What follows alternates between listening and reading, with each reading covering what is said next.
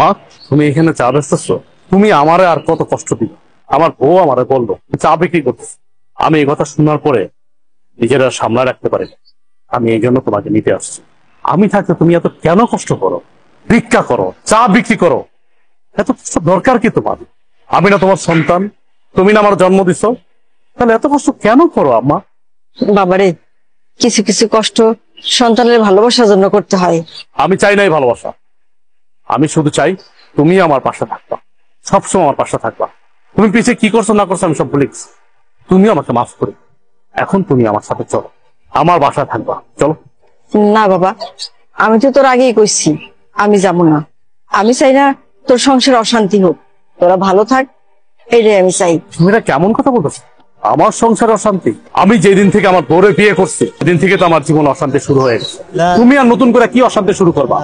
অথচ দেখো, আমার বাড়িতে থাকার কথা তোমার, অথচ তুমি না থেকে আমার শ্বশুর থাকছে।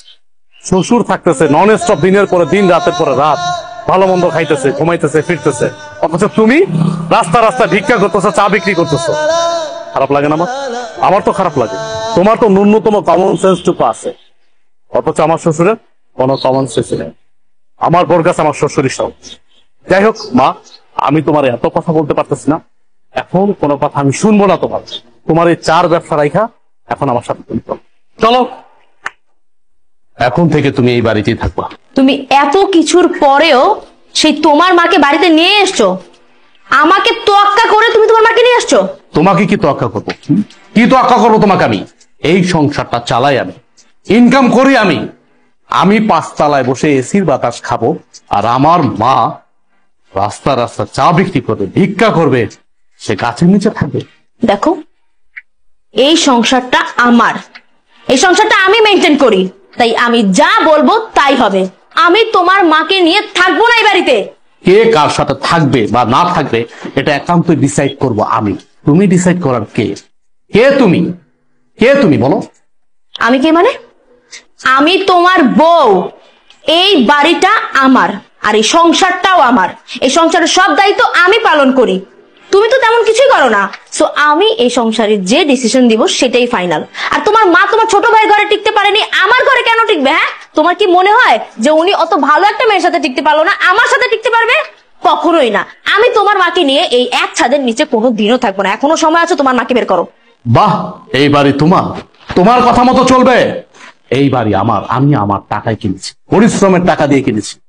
আর চাকরিটা করতেছি পরিশ্রম করে, কিন্তু চাকরি করে টাকা উপার্জন করি। হ্যাঁ মানলাম, তোমার বাবা আমাকে চাকরি দিয়েছে, সে অনেক সহযোগিতা করছে, আমি প্রয়োজনে তার টাকা দিয়ে দেব।